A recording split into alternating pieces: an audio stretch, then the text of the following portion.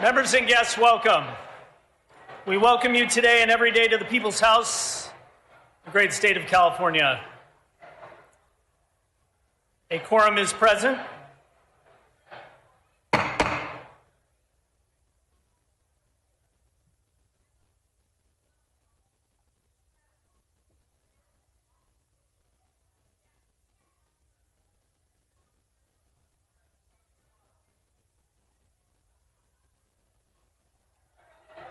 Thank you, members.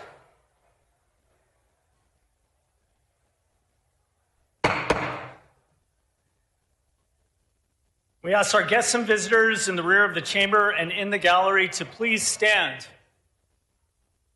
for the prayer and the flag salute. Reverend Noshta will offer today's prayer. Reverend Noshta. Please join me in a moment of reflection.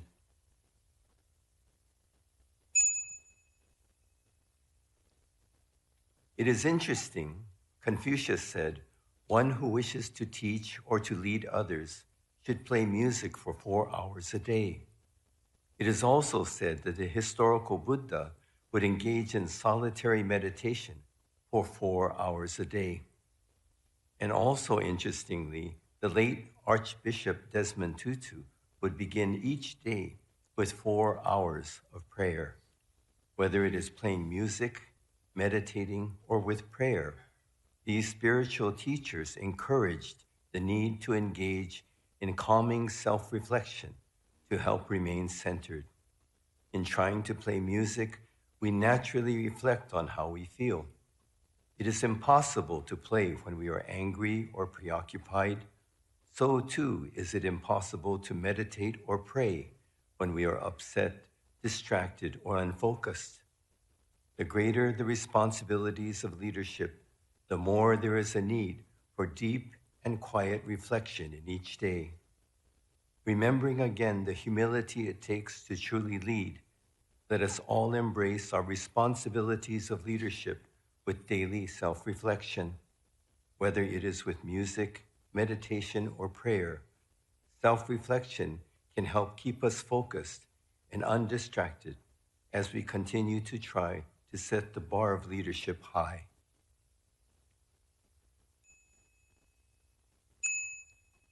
Namo Amida Butsu. Let us try to live with kindness and gratitude beyond words.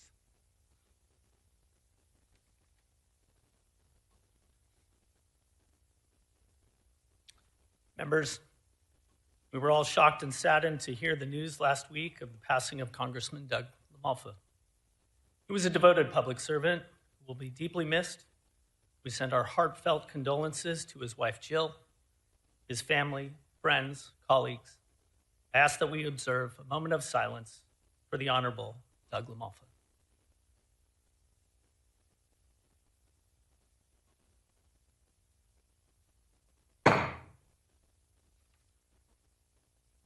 Now we ask our guests and visitors to remain standing and join us in the flag salute. Assemblymember Quirk Silva will lead us in the Pledge of Allegiance. Members, as we begin the year of 26 and the year of our birthday, 250 years of our great country, America, let us salute our flag with robustness and with reflecting on the meaning of our flag salute. Ready? Begin. I pledge allegiance to the flag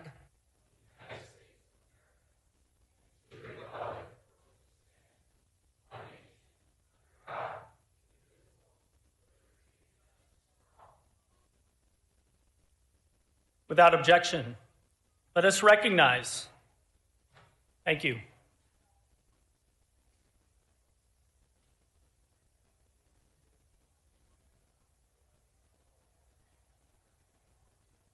Thank you, everyone.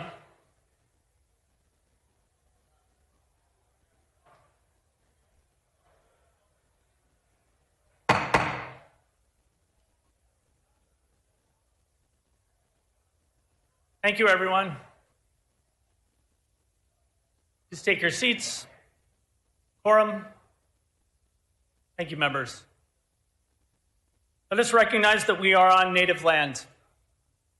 We acknowledge that California's state capital sits on the ancestral homelands of the Miwok and the Nisenan people, where a monument stands on Capitol grounds in their honor. The broader Sacramento region comprises the ancestral homelands of the Miwok, the Nisenan, the Patwin, and the Southern Maidu people. Thank you, members. We recognize that all Native American peoples have a deep connection to the land and made significant contributions to California, the United States, and to the world. It is without a doubt very important for the legislature to help ensure that Native American tribes across California can grow and carry forward their tribal cultural knowledge and teachings on behalf of all Californians. This reflects our commitment to maintaining strong relationships with Native Americans in the state of California and across our nation. To our guests and visitors today, state law prohibits persons in the chamber from interfering with legislative proceedings or disrupting the orderly conduct of official business. Persons disrupting legislative proceedings are subject to removal, arrest, or other appropriate legal remedies. Reading of the previous day's journal. Assembly Chamber, Sacramento, Friday, September 12th, 2025. The Assembly met at 1 p.m. The Honorable Josh Lowenthal, Speaker Pro Tempore of the Assembly presiding, Chief Clerk Sue Parker at the desk. Majority Leader Aguiar Curry moves and Ms. Sanchez seconds that the reading of the previous day's journal be dispensed with. Presentations and petitions, there are none. Introduction and reference of bills will be deferred. Reports of committees will be deemed read and amendments deemed adopted. Messages from the governor will be received in the joint convention. Messages from the Senate, there are none. Members, before we begin the joint convention, please clear your desks. Put any items you may have inside your desks. All tops of your desk, put items away now. All flags, all drinks, off your desks. Now moving on to motions and resolutions. Today's absences will be deemed read and printed in the journal. Majority Leader Aguiar Curry, you are recognized for your procedural motions. Good morning, Mr. Speaker. I request unanimous consent to suspend Assembly Rule 118A to allow Speaker Rivas to have guests on the floor at the rostrum and at the rear of the chamber today. Without objection, such shall be the order. Pursuant to Assembly Rule 96, I request unanimous consent to re-refer AB 277 Alanis from the Human Services Committee to the Public Safety Committee and then back to the Human Services Committee. Without objection, such shall be the order. Pursuant to Assembly Rule 97, I move to re-refer File 81, AB 710 Irwin to the Utilities and Energy Commission. Without objection, such shall be the order. And, I request unanimous consent to suspend Assembly Rule 56 to allow the following committees to notice bills pending for re-referral. Housing and Community Development Committee to notice AB 739 Jackson for their hearing on Wednesday, January 14th, pending re-referral from the Business and Professions Committee. Local Government Committee to notice AB 748 Harbidian and AB 874 Avila Farias for their hearing on Wednesday, January 14, pending re-referral from the Housing and Community Development Committee. Human Services Committee to notice AB 277 Alanis for their hearing on Tuesday, January 13, pending re-referral from the Public Safety Committee. Human Services Committee to notice AB 673 Jackson for their hearing on Tuesday, January 13th, pending re-referral from the Education Committee.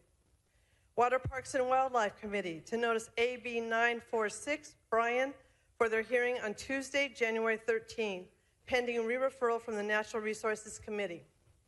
Arts and Entertainment, Sports and Tourism Committee to notice AB 892 Schultz for their hearing on Thursday, January 15th, pending re-referral from the Water Parks and Wildlife Committee.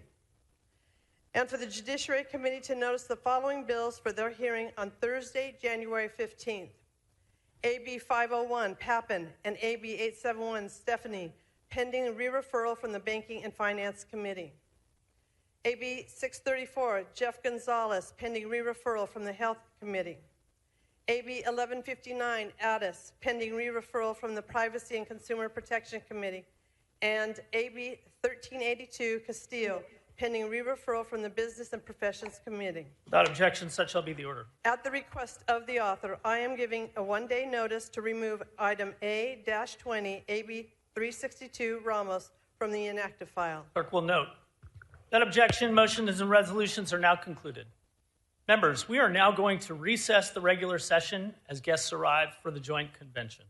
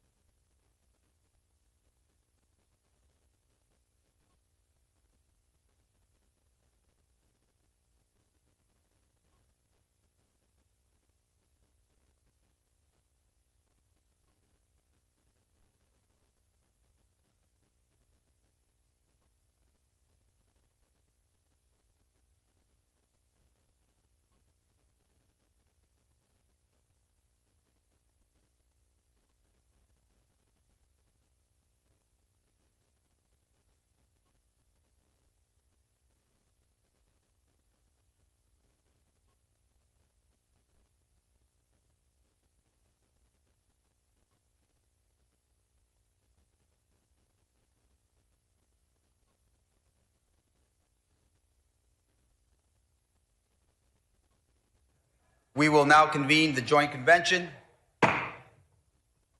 Everyone, please take your seats. Members and guests, the governor has arrived in the chamber. I'm appointing a joint committee to escort the governor to the rostrum. The following assembly members and senators should retire to the rear of the chamber. Assembly members Alawari, Flora, Gibson, Irwin, Quirk Silva, Stephanie, and Solace. Senators Allen, Caballero, Durazo, Hurtado, Jones, Umberg, and Wahab.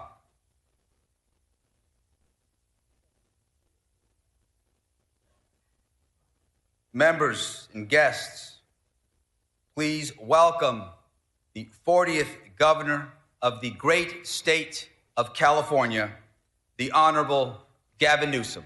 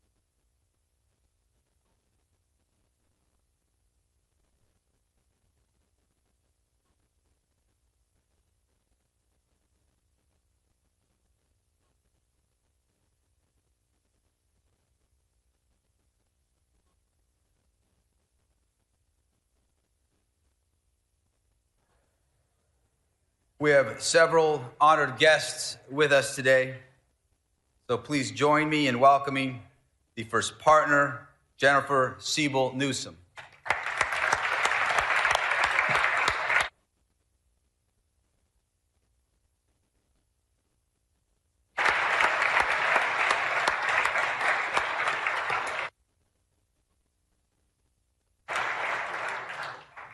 Please join me in welcoming the constitutional officers of California, Lieutenant Governor Eleni Kounalakis,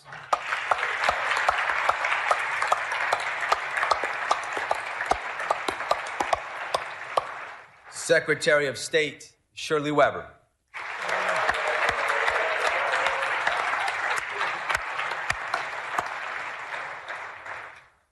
Treasurer Fiona Ma,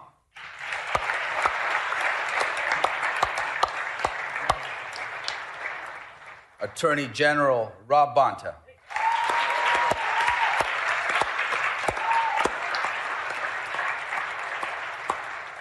Superintendent of Public Instruction Tony Thurman,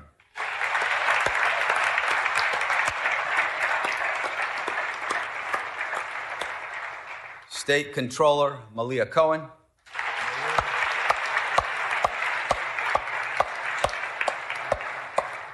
and with us today from the Board of Equalization from District 2, Sally Lieber,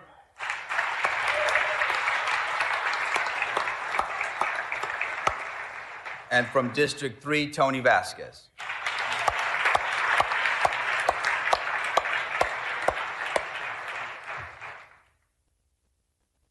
Please join me in welcoming the justices of the California Supreme Court, the Chief Justice Patricia Guerrero,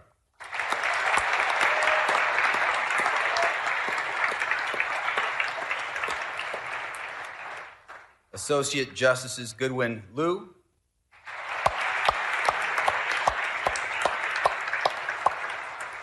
Leandra Kruger,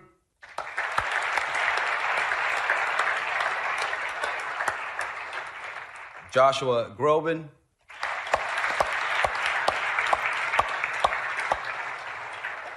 and Callie Evans.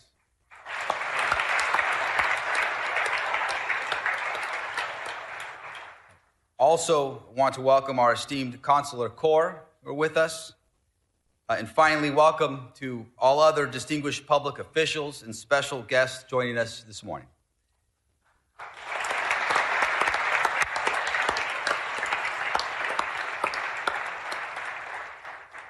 And before we start this morning's proceedings, I want to begin by calling for a moment of silence.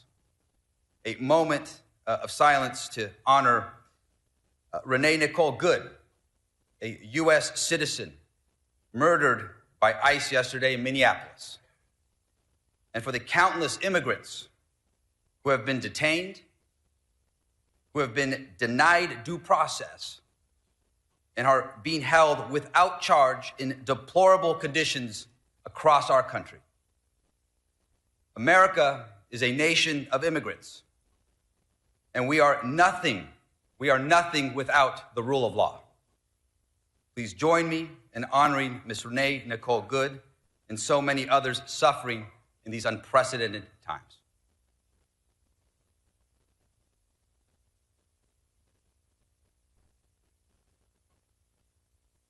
Thank you. And again, I want to welcome you all to this assembly chamber. I want to welcome the people of California who are listening and watching today. It is an honor to welcome our governor, Gavin Newsom, for his final State of the State address.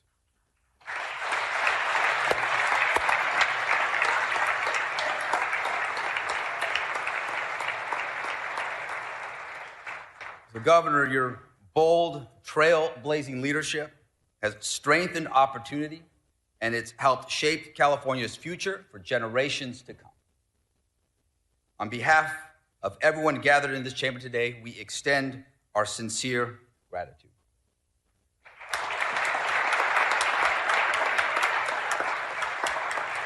And now it is my pleasure to introduce my colleague, our colleague, our friend, the President Pro Tem of the California State Senate, the Honorable Monique Limon.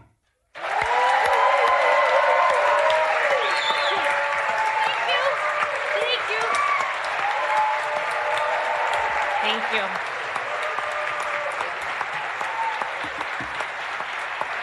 Thank you. Thank you. Thank you so much. Thank you, Mr. Speaker, for that introduction and for bringing all of us together. My Senate colleagues and I have the honor to be here in the Assembly chambers to hear our governor's vision for his last year leading our great state. The Senate stands ready to work in partnership with the Assembly and our governor to advance the lives of almost 40 million Californians who call this great state home. And now, as the 50th President Pro Tempore of the California State Senate, it's my honor to introduce the first woman elected to serve as Lieutenant Governor, the Honorable Eleni Koulonakis. As a former U.S. ambassador, her leadership is rooted in diplomacy and collegiality, something these challenging times call for. And here, in her role as Lieutenant Governor, she has shaped to ensure that Californians have greater access to housing, education, and healthcare, priorities that my Senate colleagues and I share. Please help me in welcoming the 50th Lieutenant Governor for the state of California, Eleni Koulonakis.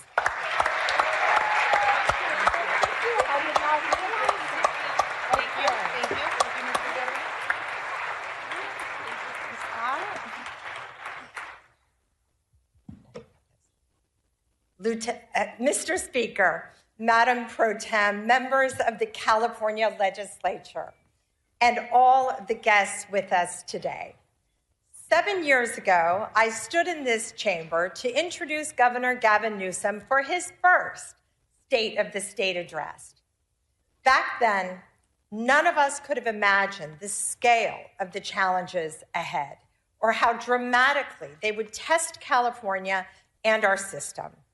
As we now enter the final year of the Newsom administration, we do so having navigated a global pandemic, historic economic disruption, relentless climate emergencies, and moments of profound national division, often while standing firm in the face of a hostile, unpredictable, and at times deeply cruel federal government. Throughout these tests, California chose action over hand-wringing and solutions over cynicism. We protected workers and small businesses in the depths of crisis. We rebuilt our economy much faster than expected, and we made historic investments in education, housing, healthcare, and climate action.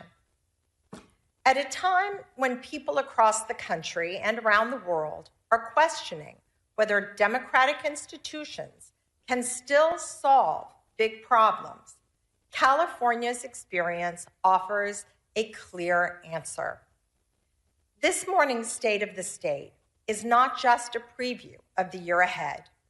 It is a reaffirmation of what effective, accountable government can achieve, especially when it is led by a governor who measures leadership by impact, who believes deeply in the promise of California, and who has never backed down from the responsibility of governing in difficult times.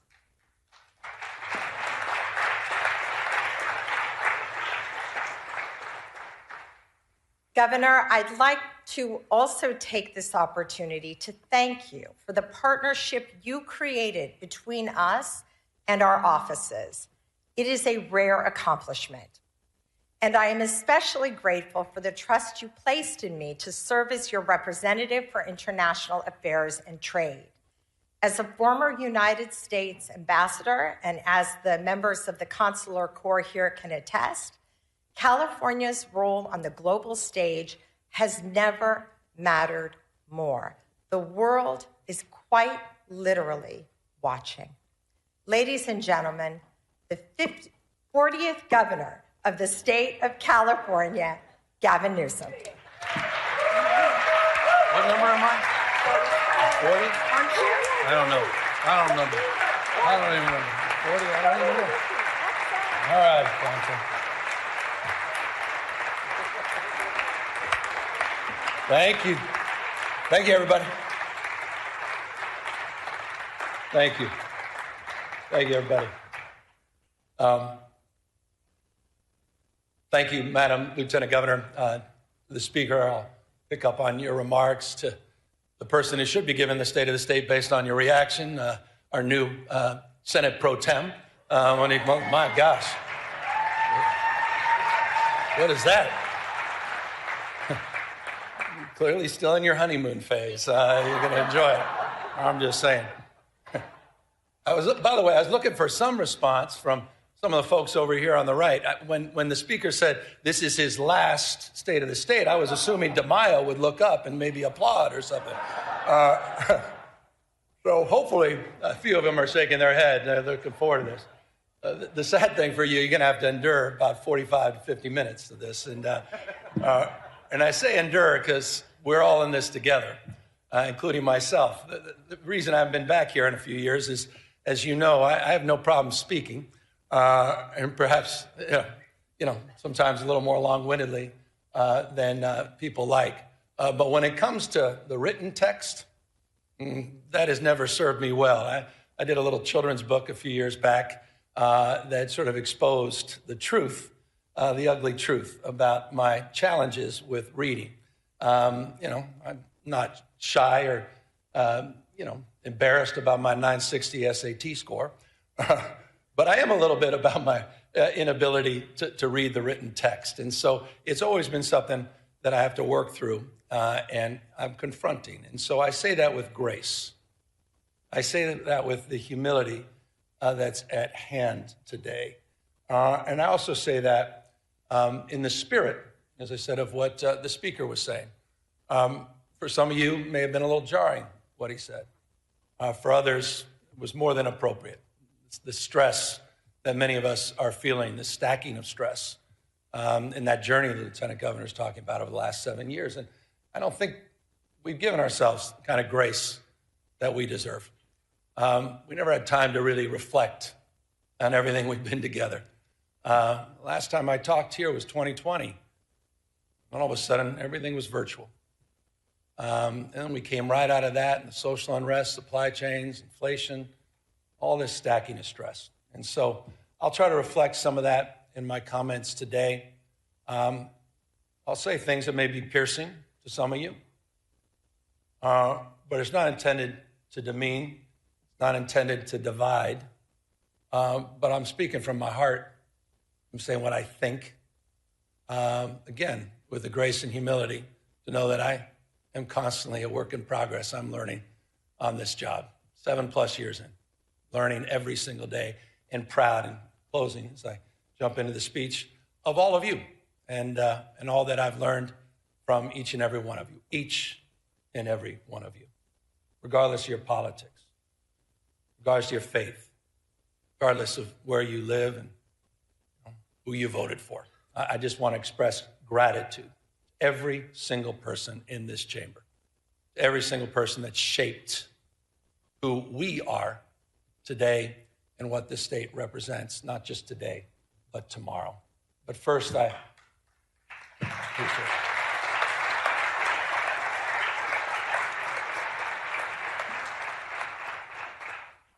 Speaking of shaping things, I've been thinking a lot about, your final speech. Think about your life. Think about your journey. Think about the things that shaped you. And I'll begin a little bit with that, about having spent nearly my entire life, now almost 6 decades, along the rivers of this remarkable state, from my youthful days on the Upper American River with my dad to my time with my own children downriver, not too far from here.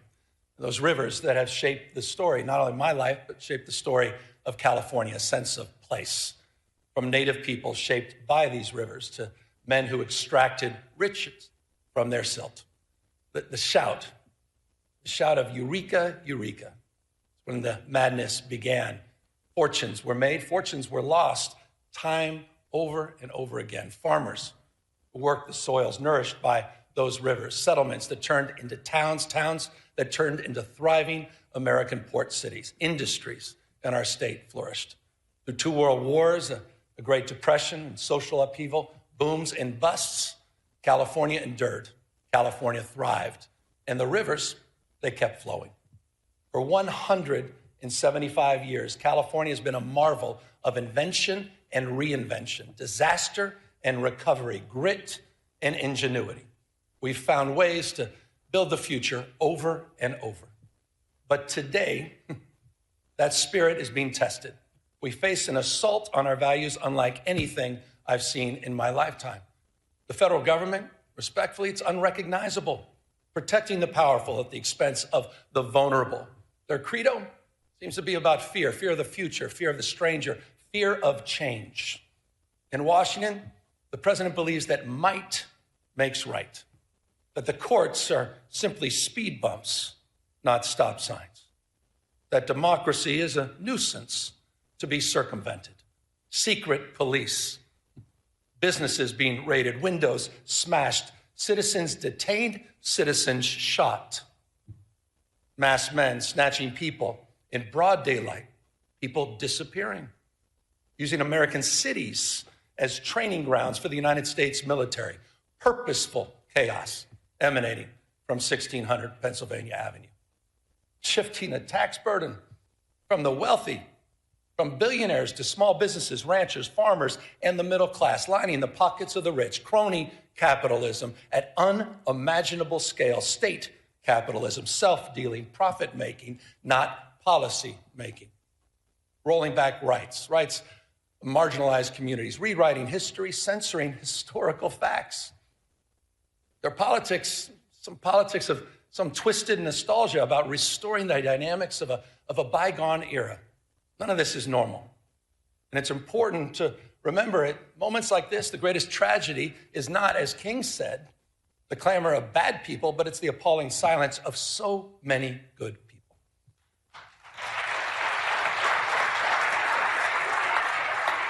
Not normal. But in California, we're not silent. You're not silent. You're not hunkering down. We're not retreating. We're a beacon. The state is providing a different narrative, an operational model, a policy blueprint for others to follow. This state, this people, this experiment in democracy belongs not to the past, but it belongs to the future. Expanding civil rights for all, opening doors for more people to pursue their dreams, dreams that are not exclusive, not to any one race, not to any one religion or class, standing up for traditional virtues, compassion, courage, and a commitment to something larger than our own self-interest, and asserting that no one, particularly the President of the United States, stands above the law.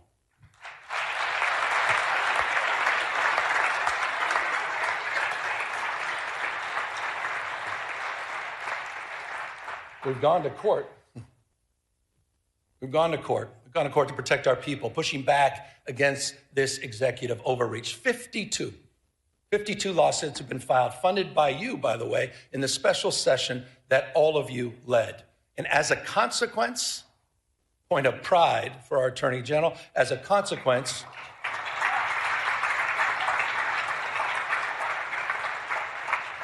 we preserved about $168 billion in illegally frozen federal resources that belong to our schools, that belong to our hospitals, that belong to our seniors, resources that belong to all the people of this great state. We have one request for emergency relief, and we have affirmed the Constitution of the United States as the supreme law of the land.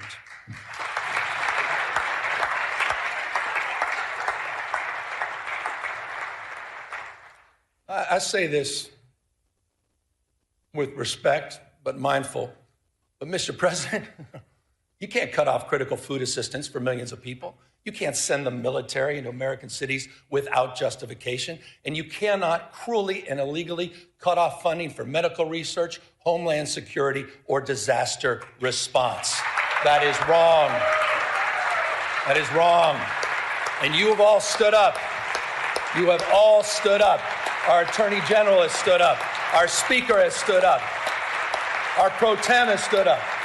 All of you, on behalf of all people in our state. Proud of that. You should be proud of that.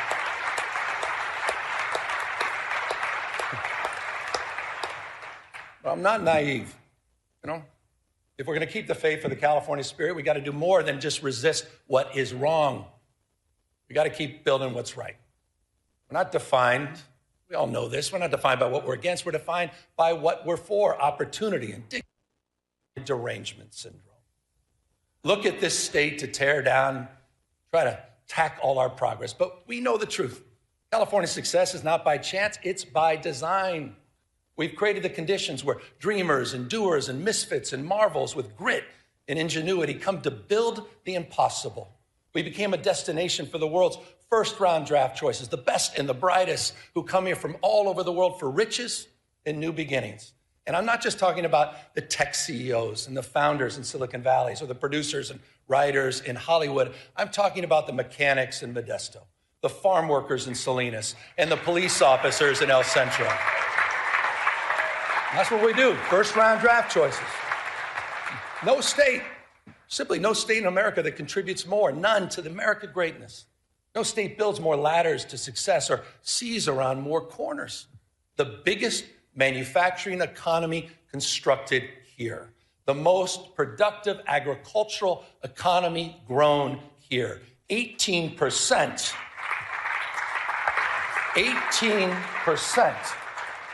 18% of the world's R&D invested right here in California. 1/2 of America's unicorn companies, those companies valued over $1 billion, a half, are in the great state of California. And get this, the happiest cities.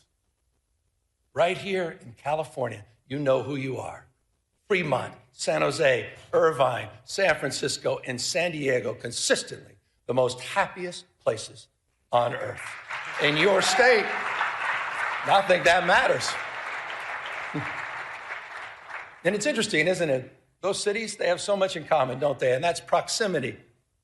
The one thing they all have in common is proximity to the greatest research institutions in the world, the greatest system of public higher education anywhere in the world, this conveyor belt for talent. A proof point, you all know this, but I want to remind everybody, a proof point, just last year, the UCs, they added an additional 5 Nobel laureates to its roster. 1 out of every 3 laureates here in California. Come on. It's almost too much. I was reading this. I don't see this on some of the cable networks. 13,700 active patents in the UC system alone. That's more than any other system on the globe. We simply have no peers. And this, again, I said it earlier, it's not by chance, it's by design. You've created, you've nurtured these steps, big and small. They've emanated from these chambers. You have kept the state stable. You've kept it reliable because you've invested in the California dream.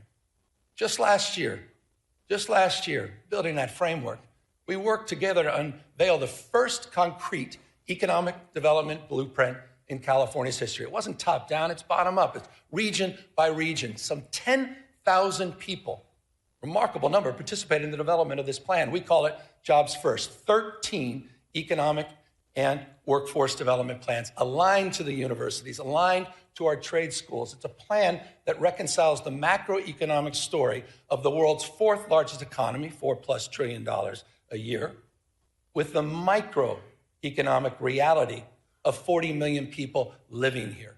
It's an economic plan that's nourishing. It's an economic plan that's family supporting. For the Central San Joaquin, that means jobs in manufacturing and clean energy, and of course, agriculture. For the Redwood region, it's jobs in tourism and health and forestry and fisheries. For San Diego, In Imperial counties, new jobs in high tech, biotech, advanced manufacturing, and hospitality for the Central Coast. New jobs in aerospace, defense, semiconductors, quantum, and ag tech. We're doing all of this in conjunction, by the way, with our wildly successful Cal Competes tax credit program that's helping businesses hire more Californians, expanding innovation all across our state. Proof points, aerospace engineering in Torrance, beneficial. Hydrogen fuel cell manufacturing in Lancaster. Fusion R&D in San Leandro.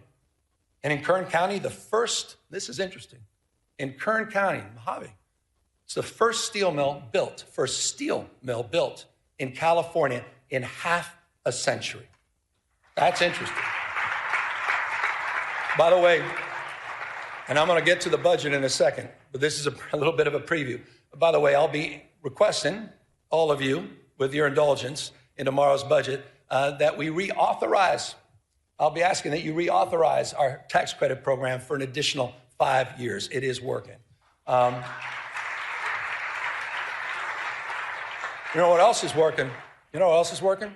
Speaking of tax credits, ever since that first moving image was taken of a horse, some of you may recall this, a horse named Sally in Palo Alto, to the early silent film studios in Fremont in Los Angeles, Hollywood has been one of California's, been perhaps the most California of industries. And that's why we're proud we worked together last year to double down on our film and tax credit programs. And not only keep our iconic industry here, but all the unionized camera operators, stunt performers, wardrobe, and set designers. It's a point of pride, and that program is working and producing real results because of your leadership. But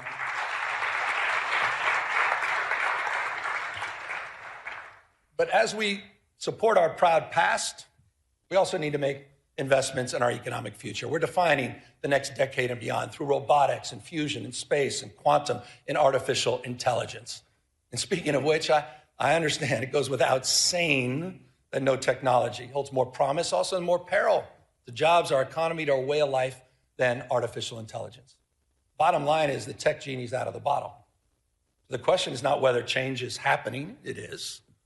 The question is, what values will guide us into this new frontier? And that's a question you're answering, that we are answering. Last year, we worked together on landmark legislation to create the nation's first rules for responsible, ethical, and safe use of AI. Regulations that provide guardrails that balance risk and opportunity. This was a consensus effort and a template for the nation where you may have just seen, just recently, New York State adopted our approach, your approach here in California, and made it their own. That's California leadership. We're leading the way in this space. It's how we're shaping the future. And it's a unique combination, isn't it, of conscience and capital, entrepreneurial and innovative spirit that encourages risk-taking but discourages recklessness. Policy that creates predictability, so investors have confidence and innovators have space to dream and do. Compare that to this carnival of chaos on the national stage. All these mini dramas that we have to deal with hour by hour, this sort of vapid day trading with real world consequences. No more striking than that big, beautiful bill. I want to remind everybody what it means to all of us here in California. That big, beautiful bill is putting 1.8 million Californians at risk of losing their health insurance. 2 million facing premium increases. 2 million. Cuts in food aid poised to impact some 375,000 Californians. And for what? For what? All to benefit the top 10% of this country. People already own 2/3. Top 10%, 2/3 of the household wealth. Plutarch. Brown quoted Cincinnatus in his last speech. I'll quote Plutarch. Said the imbalance, said this almost about 2,000 years ago. He warned the Athenians. Imbalance, 2,000 years ago. The imbalance between the rich and the poor is the oldest and most fatal ailment of all republics. Think about that. 2,000 years ago. It's just not sustainable. It's not. Understanding the lessons of the past, California, all of us, we've marched the beat of a different drum. We built one of the most progressive tax systems in the nation, one that asked high-income residents to pay a little bit more without punishing those that are making a little bit less. Think about this, and I hope folks over here think about this. There are 11 states in the United States of America that tax their middle wage earners more than the state of California. There are 16 states in the United States of America that tax their low wage earners more than California taxes its high wage earners.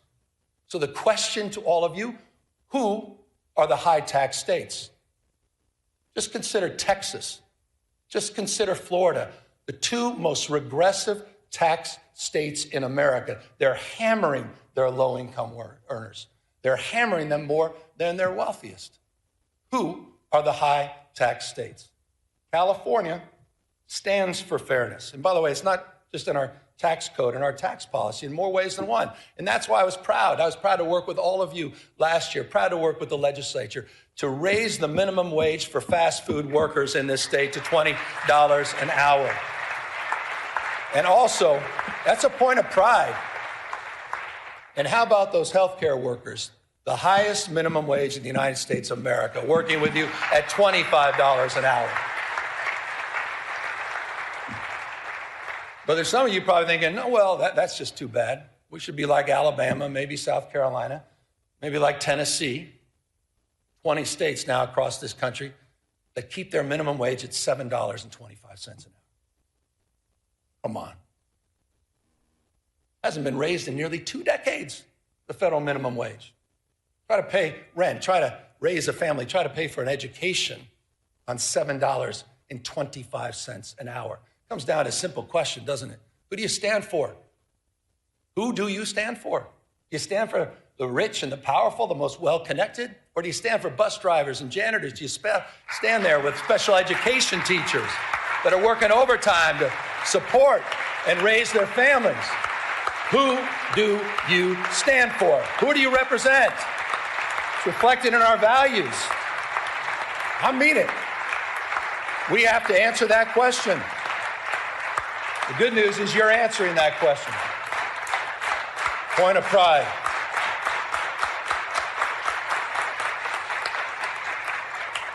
California way. I mentioned special education. Let's talk about our educators. I'm proud to submit a budget, a little bit of budget speech now.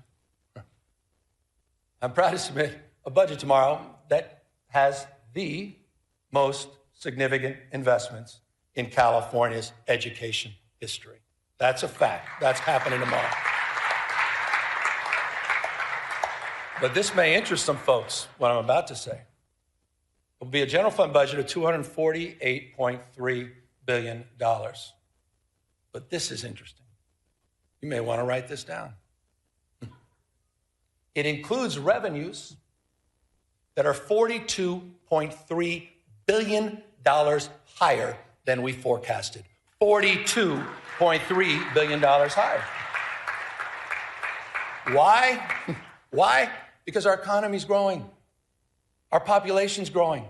Why? Because of the energy and daring of entrepreneurs that are growing and dominating in the industries of the future. As a result of that $42.3 billion windfall, by the way, did not even include the December numbers, which just came in almost $3 billion above projection. Interesting fact. Mindful, as we should be, of the erratic nature of our state revenue and our long-term structural challenges that we will discuss in detail tomorrow in the budget presentation. We're going to rebuild our reserves, $7.3 billion. We're going to pay down long-term pensions, and those obligations, over $11.8 billion, will be met over the next few years, including $3 billion just in next year's budget. Speaking of obligations, I want to broaden this. Some of the work that we've done together. It's the obligation that we have, no greater obligation than to our kids. And back to the issue of education. That's why tomorrow's budget includes a record-breaking $27,418 per student. We have never had per pupil investment as large as that in our state's history.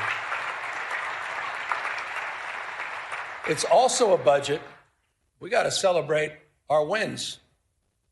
We forget about these things. It's also a budget that fully funds our brand new grade, TK for All, and maintains our commitment at the same time to reduce class sizes. Fully funded. Also a budget that continues our nation-leading investments. And I'm proud. My wife, thank you for the recognition, Mr. Speaker, my wife. But I'm proud, but she hadn't done anything yet. Hold on. But I'm proud of her advocacy and your advocacy, making sure we continue to lead the nation in our investment in school meals. Nearly $1 billion. This is amazing. It's nearly $1 billion breakfast, lunch, and snacks each and every year. We're going to take that to the next level. And it's also, this budget's going to advance the nation's most expansive and audacious plans to eliminate ultra-processed foods at the same time from our cafeteria. California is leading in that space. Now, I say we're leading in that space, but you may have seen the space in that morning paper. You may have seen the space on cable networks, or Donald Trump just announced a couple days ago that he will illegally be cutting all federal funding for TANF and childcare in, curiously, just 5 blue states in America, including California. Just think about that as a value proposition. I'm glad no one applauded that. How the hell can you applaud that? These are cuts that are going to throw parents right in total disarray, forcing them to choose between going to work or taking care of their children. And it'll also be cuts that put at risk, Madam Pro Tem understands this, the most significant expansions of childcare in the United States of America that are happening right here in California. Here's the number. Our investments support close to 500,000 children. 487,000 children are supported through our healthcare expansions in this state, saving families thousands and thousands of dollars a year. That is a point of pride, and it's a point of privilege to acknowledge the leadership of the Women's Caucus, our new pro tem, and many of you for helping make that happen. It's also a point of contrast with the current administration. Child care is economic development. I'm surprised not everybody's stepping up on that one. Maybe we all don't have families.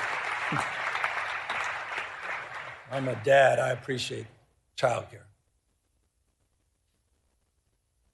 Look, when we talk about saving families money, let's consider the bold commitment we made just a few years ago as well. And that's to bolster after-school and summer school programs. We bolstered them by providing 9 hours a day of enrichment and 30 days of summer school each year. And I'm proud to say that this budget is going to finish the job to make that pledge universal at every elementary school in the state. We will complete that commitment this year. That's after school for all. We did it. Been promoted for years and years. Look, more hours of enrichment, more literacy coaches, more reading specialists, healthy meals for all, an entire grade for everyone. But we understand it's not just any one of these initiatives on their own. It's also the complete transformation of our campuses through rigorous, relevant, and engaging community schools, one of our most significant achievements over the last few years. I want to remind you, this is important. To date, California's invested $4.1 billion in these life-changing, enriching community schools, supporting over 2,500 campuses throughout the state. And the good news is we're not done. The budget that I will propose tomorrow includes an additional $1 billion to expand thousands of additional high-need community schools in our state. These are working.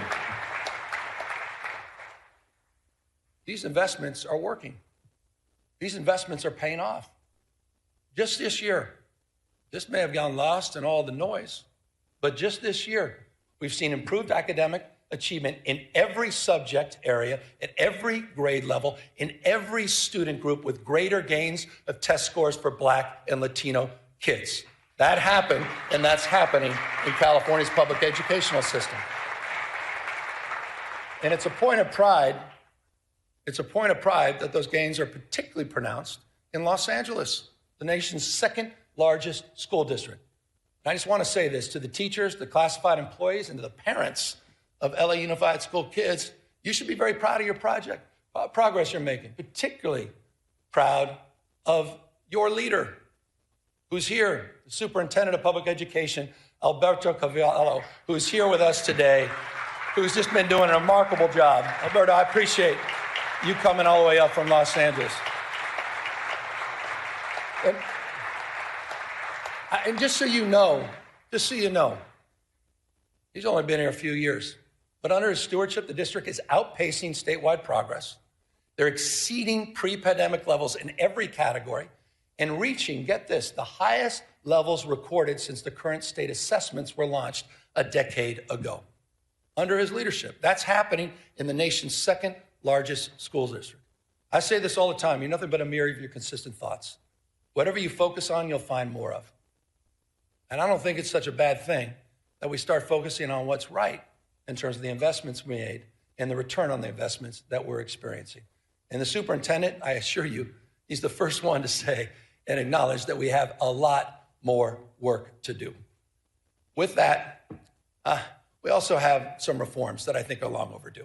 And I know not everyone may share enthusiasm for these reforms, but I think it's time to modernize the management of our educational system.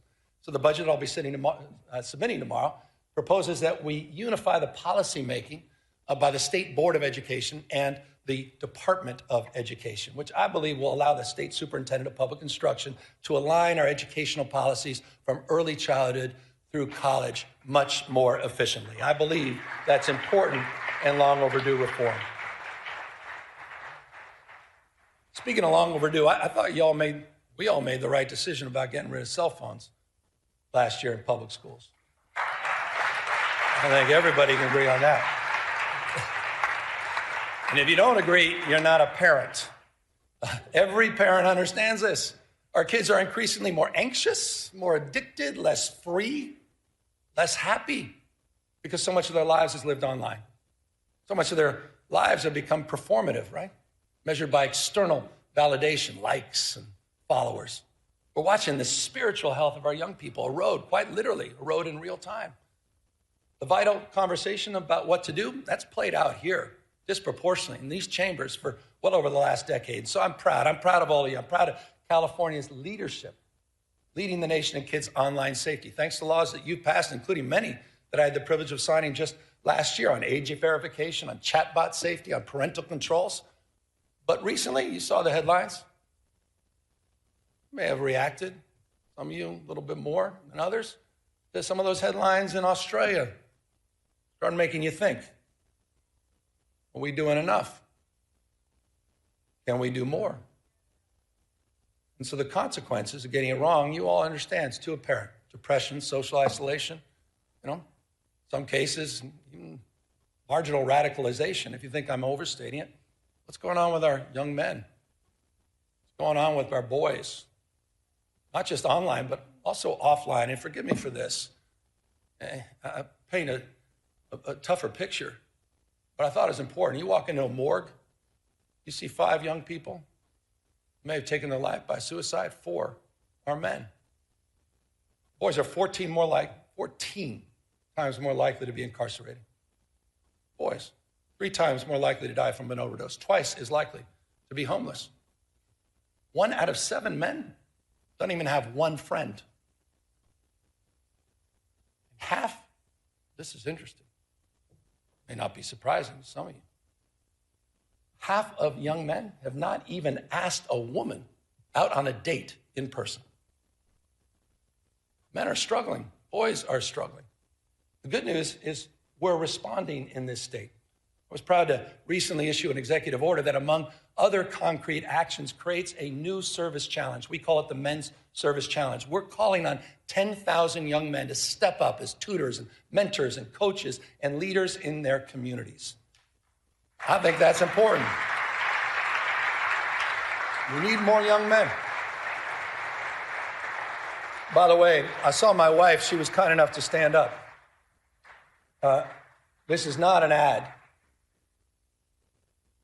But about 20 years ago, she did a landmark film about the misrepresentation of women and girls called Misrepresentation. Oprah bought it. It was very well received. 2 years later, she followed up with a documentary most folks forgot about called The Mask You Live In, 2015, about masculinity and the crisis of masculinity. Not in a toxic sense, not in a pejorative sense, but what was happening with men and boys over a decade ago. This issue is a real issue, and it is not a zero-sum issue. This is not a zero-sum issue. We'll continue nation-leading efforts for women and girls, but we have to address this issue. And it's not, again, just addressing the issue through service that's targeted at boys. It's also service that extends through our larger Service Corps initiative in California. I think this is important. California's Service Corps is now larger than the Peace Corps. No other state can lay claim to that. We have service matters. Shared experiences matter. You want to deal with all this crisis and all this stress? Shared experiences. No one's asking who you voted for. No one asks you where you live. Shared experiences. And we have a College Corps program in this state you have funded. Thank you. The College Corps program, unlike anything else in the United States, over 3,500 students are earning up to $10,000 to reduce their cost of education. And what we ask for in return is 450 hours of service. Service. I'm a Sarge Shriver guy. Service, he said, is the heart and soul of what binds us together. Helping personal character, helping with friendships, as well as helping with careers. And on the career front, I also want to highlight something that you funded. I want to highlight the progress you've made. I want to thank you for the commitment. We created the state's first master plan for career education. It was a 3-year process. We just recently completed it. It creates these seamless, debt-free pathways from school to high-paying jobs with or without college experience. We're integrating new training, strengthening these regional partnerships, and building a new career digital passport so people can track their skills. We set a goal of 500,000 apprenticeships by 2029. Today, we have exceeded that goal. Over 600,000 earn and learn opportunities, more than any other place in the country, have been funded by all of you in this chambers. That is a big accomplishment. No other state can lay claim to that. Apprenticeships matter. And these are folks in the skilled trades, right? These are the electricians and the laborers and the carpenters. And by the way, they're already at work strengthening and building the physical foundations of our state. Right now, in the state of California, we are building more infrastructure projects than at any other time since Governor Pat Brown. That is a fact. It's a fact.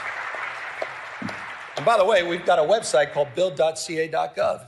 And you'll see when you go to that website, into your districts, into your community, you'll see the progress. $109 billion currently underway, more than 28,000 separate projects supporting over 200,000+ jobs to strengthen this state.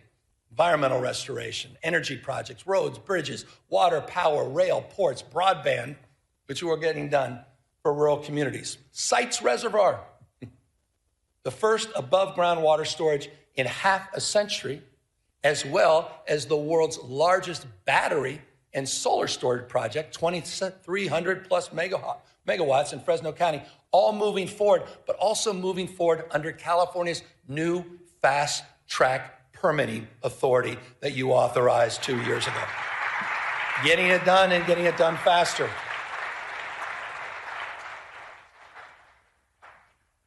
I debated whether or not to include this in my comments, but I thought it's important. My gosh, how about mis and disrepresentation? How about mis and disinformation?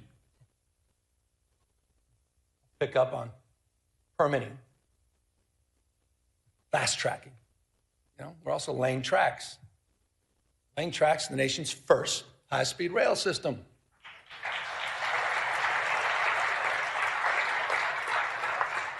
You want to do well in the future, you got to invest in the future. We want a 21st century transportation network. Full environmental clearance is done.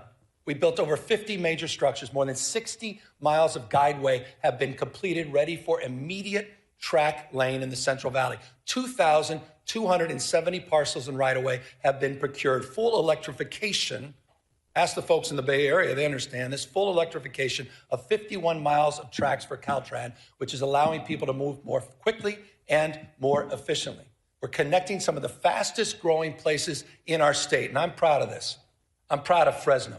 I'm proud of Madera. I'm proud of Bakersfield. Those are communities we shouldn't be talking down to. Those are communities we shouldn't be talking past. This is one of the great economic investments in those regions of our state, and will make commute times shorter and make life more affordable for the people of the Central Valley, and they deserve it.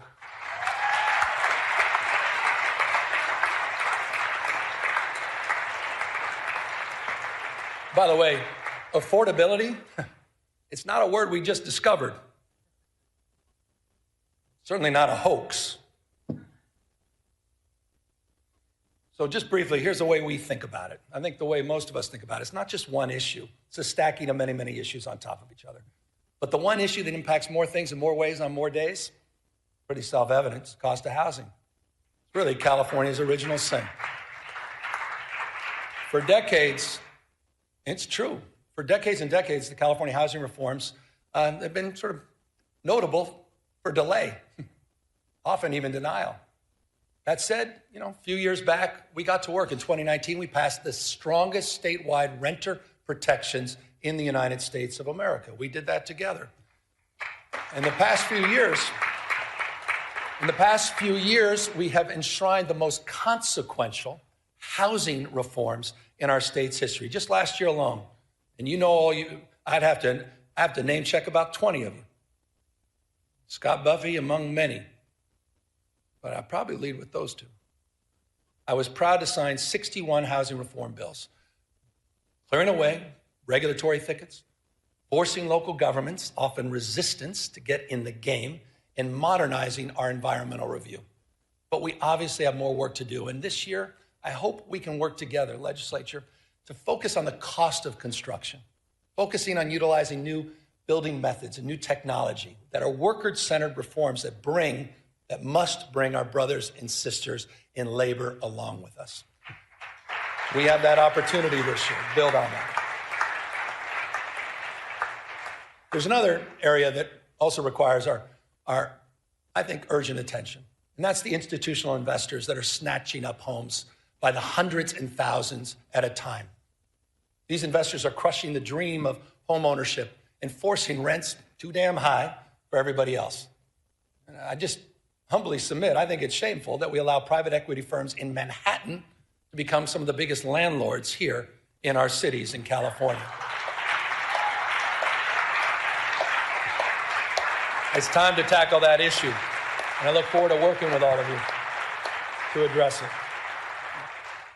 So in the next few weeks, I've heard from a number of you on this, and I think there's some bills in this space. I look forward to working with the legislature to combat this, at the end of the day, it's just monopoly, monopolistic behavior, and strengthen accountability, level the playing field for working families. And that's going to mean more oversight and enforcement, and it potentially is going to mean changing some of our state tax code to make all of this work.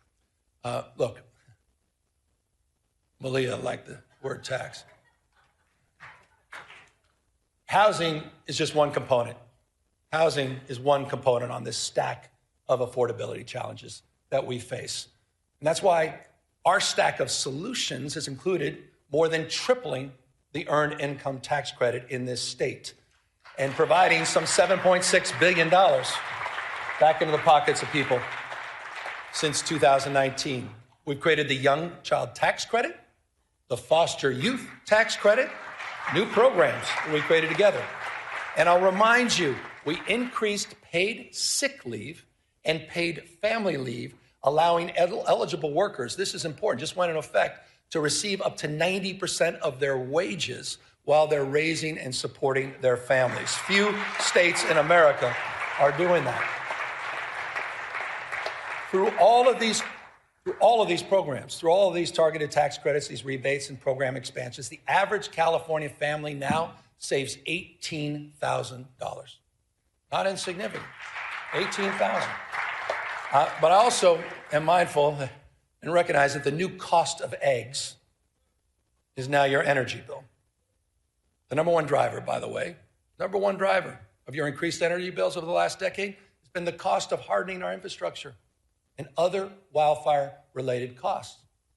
Respectfully, significantly, not exclusively driven by climate change. That's why I was proud to work with all of you to extend our nation-leading Cap and Invest program for another 2 decades. But when we did this, we were mindful of this crisis as it relates to utility bills. And we provided in that extension close to $60 billion in rebates for your monthly energy bills. This legislature did that. That is a meaningful accomplishment to address the issue of affordability. We also worked across our differences, finally, after years and years, to come up with a new energy market, a regional energy market that will also increase reliability at the same time it lowers energy bills. By the way, one of the things that's not high, interestingly, unsurprisingly in California, is our uninsured rate. 6.4%, it's among the nation's lowest. In addition to our healthcare expansion, no other state has done more in that space. We also subsidize some 370,000 people to help bring down the cost of their health insurance through Covered California. But respectfully, it's not good enough just to subsidize healthcare costs. We need to lower them fundamentally. And we're doing just that. Working together through our CalRx program, we launched our own generic drug label. Just last week, we released and launched a insulin pen at just $11. No other state can lay claim to that. It is now available to Californians. By the way, it's just like we did with naloxone last year and other life-saving drugs. So it's in that spirit that we focused on reforms, including in our mental health and homeless space. And I want to just acknowledge, when I got here, we had no homeless plan, we had no housing plan, we had no mental health plan. There's no accountability. There was little investment. Not a knock, it just wasn't the focus, the priority of Sacramento. It was the responsibility of cities and counties. I know this intimately as a former mayor. When I was mayor, I never thought about calling Arnold Schwarzenegger and say, what the hell are you doing on homelessness?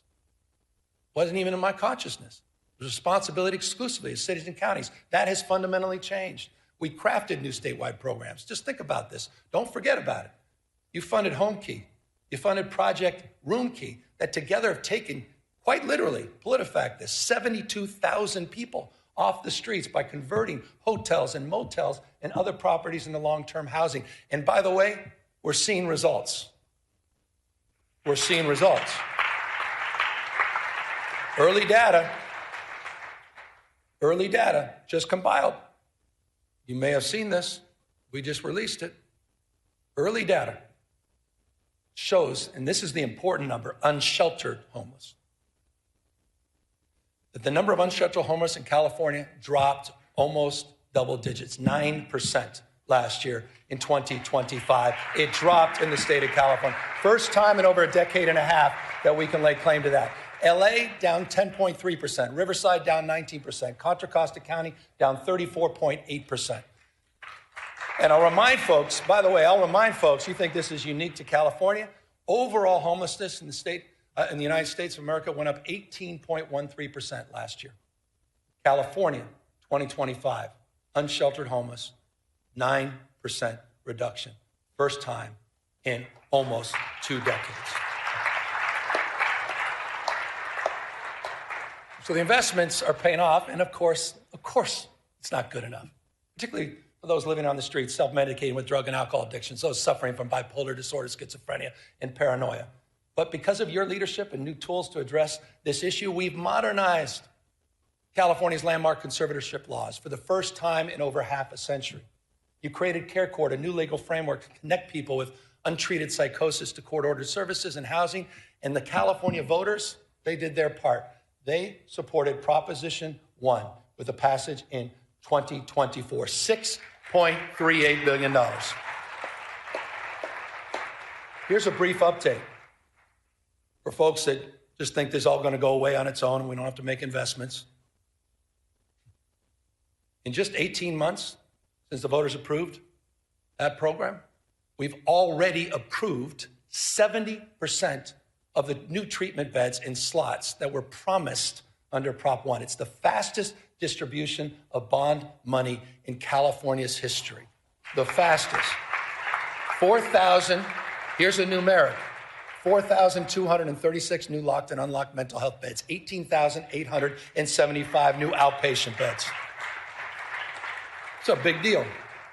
And on July 1st, in just a matter of months, this year, we'll implement the second phase of Proposition 1 by redirecting $1 billion a year in annual mental health funding for housing and treatment for people living on the streets, providing counties what they've been asking for, $1 billion predictable every year. So I say this with love and respect to the counties. No more excuses. It's time to bring people off the streets and out of encampments and into housing and treatment. No more excuses. You've done your job, members of the legislature. We have. No more. State vision is realized locally. Localism is determinative. Just is, period. That doesn't mean our hands are clean. No one's naive about that. And that's why just since 2021, the state has removed, with your support, some 19,000 encampments. And we've worked with providers all across the state to get over 61,000 people out of those encampments and into services. We're seeing results, making streets safer for everyone, fully recognizing that quality of life is at the core of so much of the frustration people feel about our state. And when it comes to quality of life, when it comes to public safety specifically, let's talk about the facts.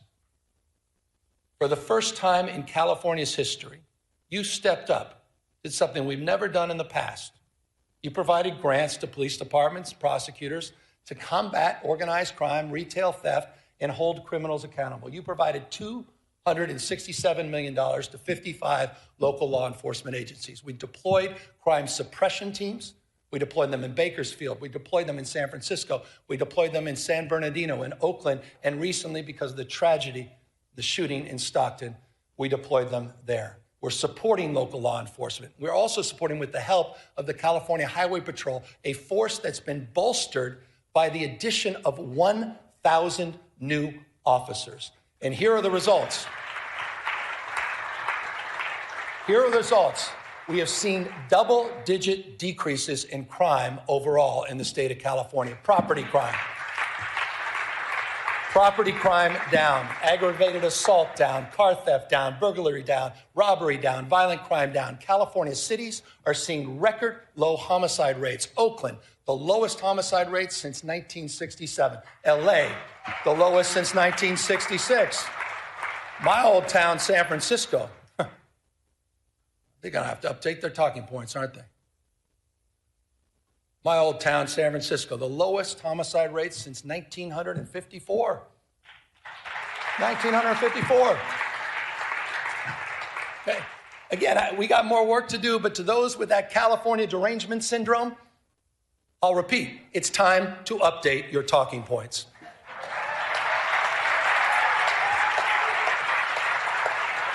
You guys have been working hard at this. No one's walked away from public safety. You guys have been leaning into public safety. We didn't turn a blind eye to this. We invested in it. We did the hard work. We didn't sit by and moralize it. We didn't talk about it. We leaned in. You leaned in. And you're producing real results all throughout the state of California. Proud of that. Look, California remains the most blessed and often cursed place on earth. Profound natural beauty, prosperity, profound natural disasters, testing our spirit, testing our resources. I want to close with two things here. I was down in Belém in Brazil at COP30 recently. It was a climate conference. By the way, the U.S., nowhere to be found. We were a footnote. The United States was a footnote. China, close to 800 delegates. United States, not one, not even a note taker. I want to remind everybody, China today manufactures industrial policy, manufactures 70% of the world's electric vehicles. They're flooding the global market with increasingly high quality and inexpensive cars.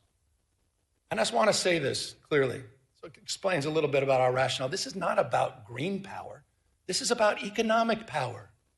They are dominating the space. They're locking in markets. They're locking in supply chains. They're locking their influence all across the globe. They're cleaning our clock. But in California, we're not bystanders. We've already seen 7 times more clean energy jobs than fossil fuel jobs in the state of California. And last year alone, the 4th largest economy in the world, using 100% clean energy, 4th largest economy in the world was run on 100% clean energy for at least a part of 9 out of 10 days. Think about that. It's unprecedented. Unprecedented. Almost 9 out of 10 days. 2/3 today, 2/3 of our energy comes from clean sources. Solar, hydro, comes from wind, and geothermal comes from nuclear power. And just last year, California finally ended its use of any coal-fired power. None. We're in the how business. We're proud to be in the how business, and we understand something that increasingly people are starting to understand, at least people that are open to argument, interested in evidence. That climate risk is financial risk. That climate risk is becoming uninsurable. That's why in California, we're making our homes and communities more resilient to heat and fire. That's why we're working with our insurance commissioner. A lot of work to do here. Talk about grace. Working with our insurance commissioner to protect homeowners from unpredictable rate increases and cancellations. We became the first state, together, we became the first state in the country to require insurers to lower insurance for home hardening upgrades. That is not the case in any other state. And in the last few months, this is important, in the last few months, 6 insurance companies announced their commitment to remain in or expand coverage here in California. Again, a lot more work to do. That was important. That was an important milestone. You saw it, Farmers and Mercury and some of the AAA affiliates. Important milestone. But more work to do.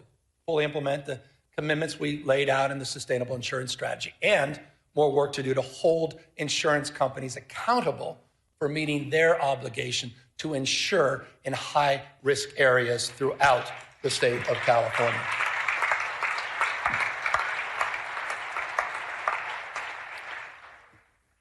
I want to end with this. I was down in LA yesterday, got back last night, and those insurance stories, they self-evidently, unsurprisingly, were front and center with those survivors that I met. And let me remind everybody, I think it's important.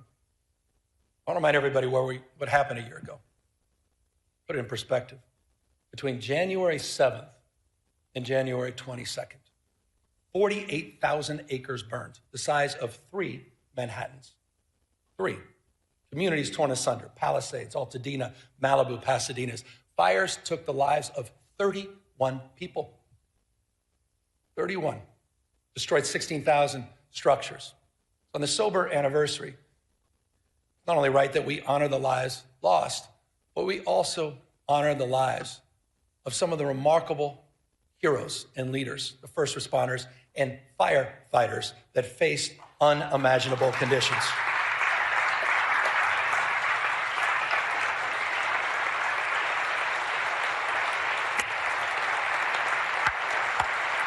Some of you were there.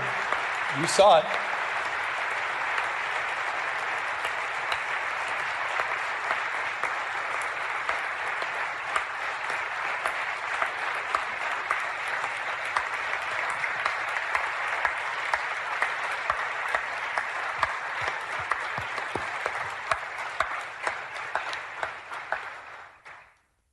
$16,000 at peak, 16,000 personnel working in the arena, the theater of fires, 16 plus large-scale fires. Remarkable. It was a firestorm, I'll remind you, in the middle of winter. Hurricane-force winds attached to a fire. What they did, I don't need to say it, you just demonstrated, it was miraculous, it was heroic. They battled these impossible conditions in the wind and in the dark, flying dangerous night missions over the firestorm. CAL FIRE, as you saw a moment ago, is in the audience, but you know who else was up there? And thank you for applauding the community groups and the business owners, and most importantly, Can you just stand up? And I'd ask you all to stand up again. The survivors of the Eaton and Palisades fires. Would you all just stand up? And thank you for your courage. Thank you for your resiliency. Thank you for your strength. We haven't forgotten about you. We won't forget about you. We said we had your back, and we mean it. Thank you. Thank you.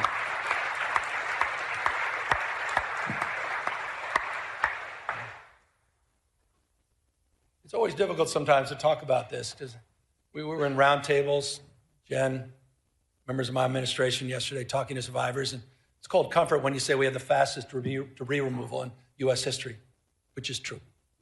Fact. We provided mortgage relief.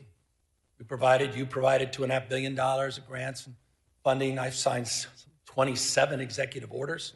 You've passed dozens and dozens of bills to reduce and remove, reduce time, reduce red tape to allow survivors to rebuild much more quickly. And it is true at this time, 14,000 structures in the Paradise fire. There were only 385 permits, 16,000 structures. We've over 2,500 permits in LA, but it doesn't mean anything if you're not one of the beneficiaries of that.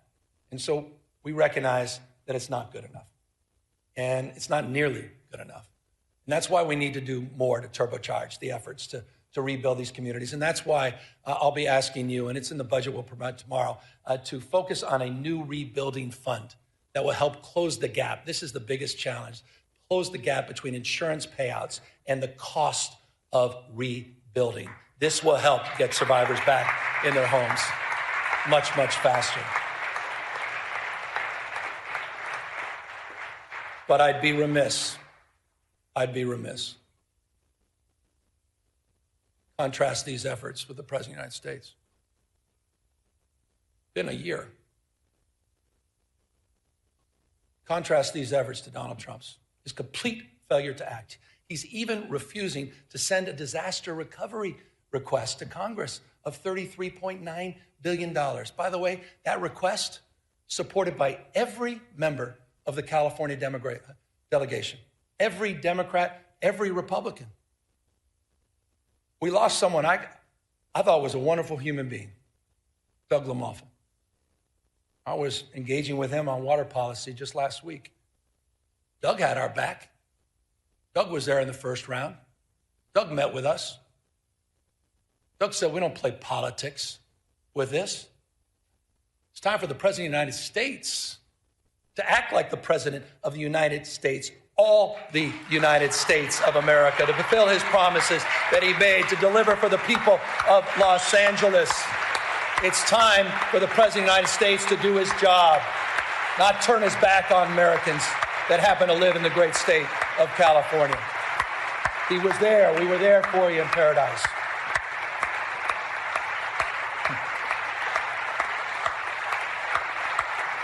The United States of America. The United States of America.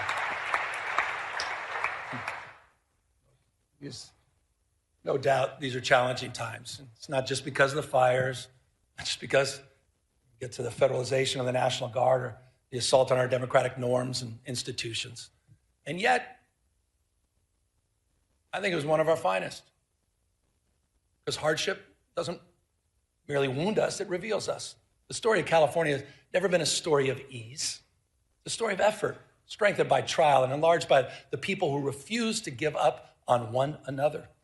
We built something that is not perfect, not finished, but it's real, always moving forward, like the rivers that define our landscape. Our people themselves are unstoppable. We're home to more Americans than any other state. Culture, food, music, AI, biotech, quantum computing, agriculture, all happens here first. We don't run from change, we drive it. And we're proving that inclusive democracy works. We're proving that expanding human rights works. We're proving that legal immigration works. And we're proving that a progressive tax structure works. California's never been about perfection. We're about persistence, the courage of our convictions, and the strength to embody them. That's the California way. And it lights the path for the rest of the world. The work we do, the work you do, building a California where every person can see themselves is never ending. And so we continue on. Because years from now, we can tell our children we did not settle for the world as it was. We can say with pride, we built something worthy of them.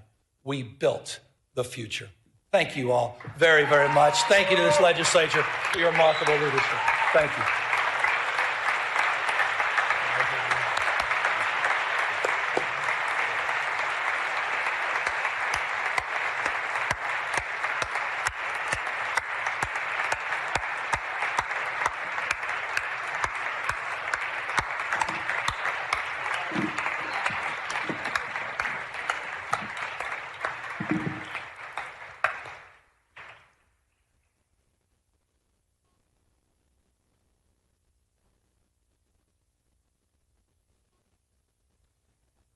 We thank you, Governor Newsom. Without objection, the governor's state of state address shall be printed in the journal as a special appendix, a separate appendix. The joint convention is adjourned sine die. Members and guests, please remain in place while we allow the governor to depart the chamber.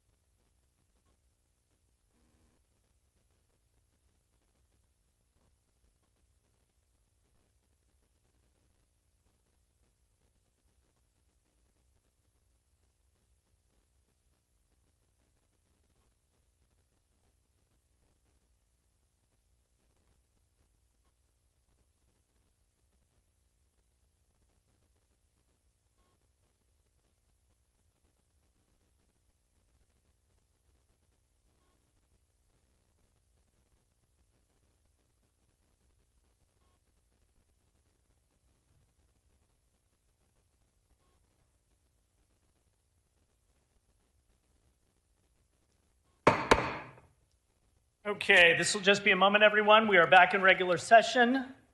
Moving on to announcements, I'm ordering the Assembly desk to be held open for the introduction of the budget bill. Session schedule is as follows. Friday, January 9th, no floor session, no check-in session. Monday, January 12th, floor session at 1 p.m.